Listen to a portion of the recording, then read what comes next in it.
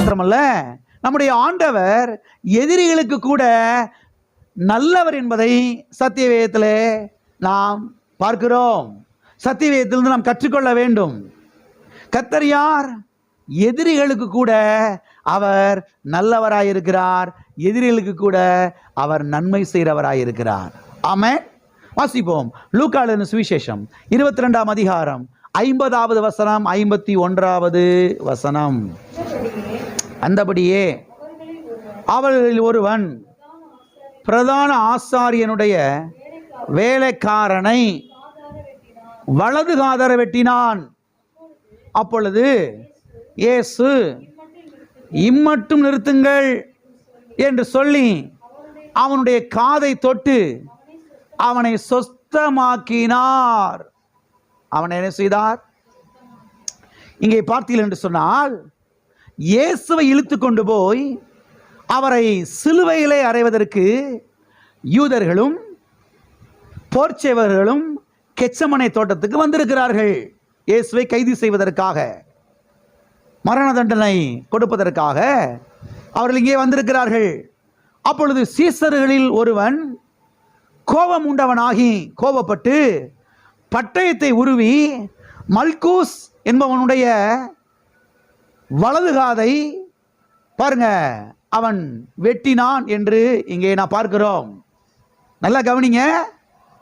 இவன் குறி வச்சது காதுக்கு குறி வைக்கல, கழுத்துக்கு தான் குறி வச்சா. அவன் இப்படி சாஞ்சா பாருங்க, காது என்ன செஞ்சிருச்சு? போயிருச்சு. வலது காது என்ன செஞ்சிருச்சு?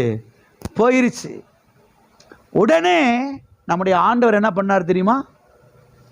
அந்த காதை தேடி போய் எடுத்து அதை கொண்டு வந்து அதை அற்புதமாக ஒட்ட வச்சு அங்கேயே குணமாக்கிட்டார். கர்த்தர் நல்லவர், கர்த்தர் குணமாக்குகிறவர்.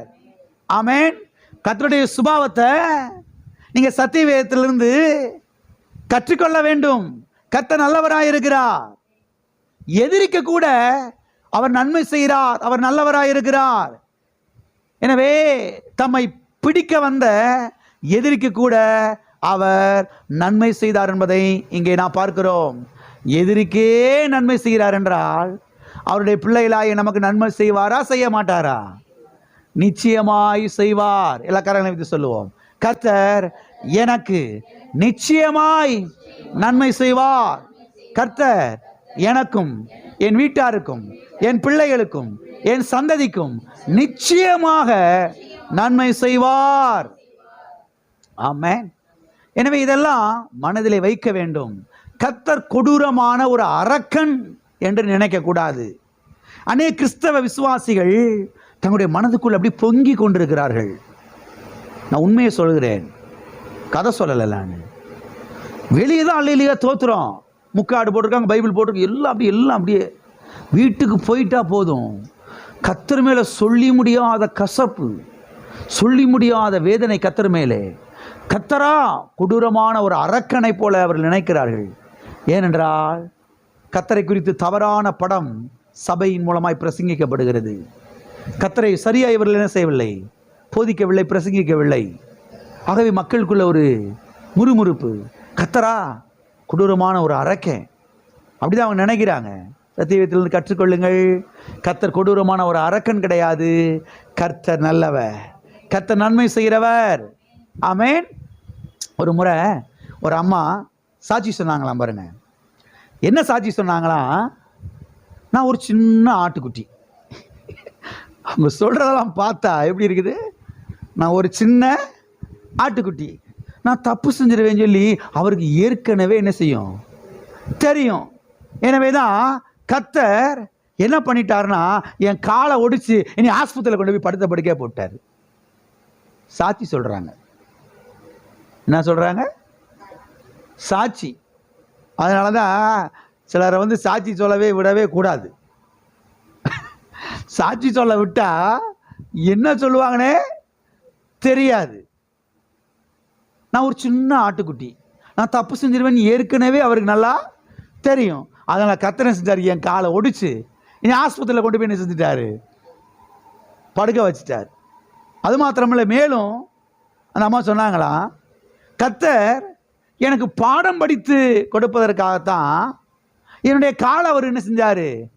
ஒடிச்சார், ஒடிச்சு ஆஸ்பத்திரியில் படுக்க வைத்தார் என்று சொன்னாங்களாம்.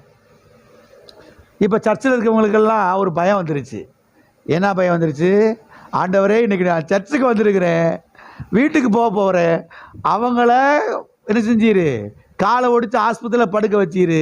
கர்த்தாவே, ஏன் காலை எப்போ ஒடிக்க போகிறீரு தெரியலையே, என்ன நடக்க போதோ தெரியலையே, வேலைக்கு வேற போகணும், பிள்ளைகளுக்கு என்ன நல்ல காரியம்லாம் செய்யணும், ஸ்கூல் ஃபீஸ் எல்லாம் காலேஜ் ஃபீஸ் எல்லாம் கட்டணும், எல்லாம் பண்ணணும். காலை ஒடிச்சு புட்டிருந்தா எப்படி வேலைக்கு போகிறது சொல்லி நல்ல காலோடு வந்தவங்களுக்கெல்லாம், யாருக்கு? நல்ல காலோடு சபைக்கு வந்தவங்களுக்கெல்லாம் இப்போ என்ன வந்துருச்சு? பயம் வந்துருச்சு. கர்த்தர் எப்போ எந்த காலை ஒடிப்பாரோ தெரியலையே. எல்லாம் இருக்கிறீங்களா? போயிட்டீங்களா? கர்த்தர் காலை ஒடிக்கிறவர் அல்ல, ஒடிந்த காலை சுகமாக்குகிறவர். வெட்டப்பட்ட காதை கர்த்தர் சுகமாக்கிட்டாரு. ஆமென். இம்மட்டும் நிறுத்துங்கள் போதும் கர்த்தர் சொன்னார் பாருங்க. நிறுத்துப்பா, உன் வீரத்தை நான் ஒன்றும் பாராட்ட மாட்டேன், வை பெசாட்டில் உன் கத்தியை உரைக்குள்ள போடு, அப்படி கர்த்தர் பாருங்க அங்கே நிறுத்தினார் என்பதை நாம் பார்க்கிறோம். கர்த்தரே சீசனை தடுத்து நிறுத்துறாருன்னா கர்த்தர் எப்படி காலை ஒடிப்பார்? கர்த்தர் எப்படி காதை வெட்டுவார்? யோசித்து பாருங்க. அருமையானவர்களை கவனியுங்கள். அநேக கிறிஸ்தவ விசுவாசிகள் என்ன நினைக்கிறார்கள் என்று சொன்னால், என்னுடைய கால் ஒடிச்சுன்னா அந்த காலை யார் தான் ஒடிச்சிருக்கணும்? ரட்சிக்கப்படாதவங்க கால் ஒடிச்சுன்னா அது யார் ஒடிச்சிருக்கணும்? பிசாசு ஒடிச்சிருக்கணும். ரட்சிக்கப்பட்டு ஞானஸ்தானம் எடுத்து அபிஷேகம் மற்றவங்களுடைய கால் ஒடிச்சுன்னா அப்போ யார் தான் என்ன செஞ்சிருக்கணும்? ஓடிச்சிருக்கணும். கர்த்தர் தான் என்ன செஞ்சிருக்கணும்? ஓடிச்சிருக்கணும் சொல்லி இவங்க நினைக்கிறாங்க. தப்பு கணக்கு போடக்கூடாது. பரிசுத்தவானோ அசுத்தவானோ கால் ஒடித்தது என்றால் அதற்கு பிசாசு காரணமாக இருக்கிறான், நாம் காரணமாக இருக்கிறோம், நம்முடைய பாவம் காரணமாக இருக்கிறது, நம்முடைய கீழ்ப்படியாமை காரணமாக இருக்கிறது, நம்முடைய தவறான வாயின் வார்த்தைகள் அது காரணமாக இருக்கிறது. நம்ம தவறாக பேசியிருக்கலாம், அவிசுவாசமாக பேசியிருக்கலாம், கீழ்ப்படியாமல் போயிருக்கலாம், மீறி நடந்திருக்கலாம், கர்த்தருக்கு விரோதமாக தவறு செஞ்சிருக்கலாம், இப்படி பல காரணத்தை சொல்லலாம். கர்த்தர் காரணர் கிடையவே கிடையாது.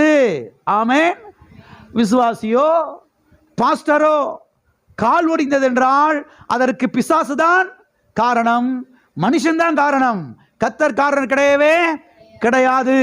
தெளிவுள்ளவர்களாய் இருக்க வேண்டும். அவர் நாமம் எல்டாவ், கர்த்தர் நல்லவராய் இருக்கிறார். ஹல்லேலூயா. எல்லா காலங்களும் சொல்லுவோம், கர்த்தர் நல்லவர். ஆமென்.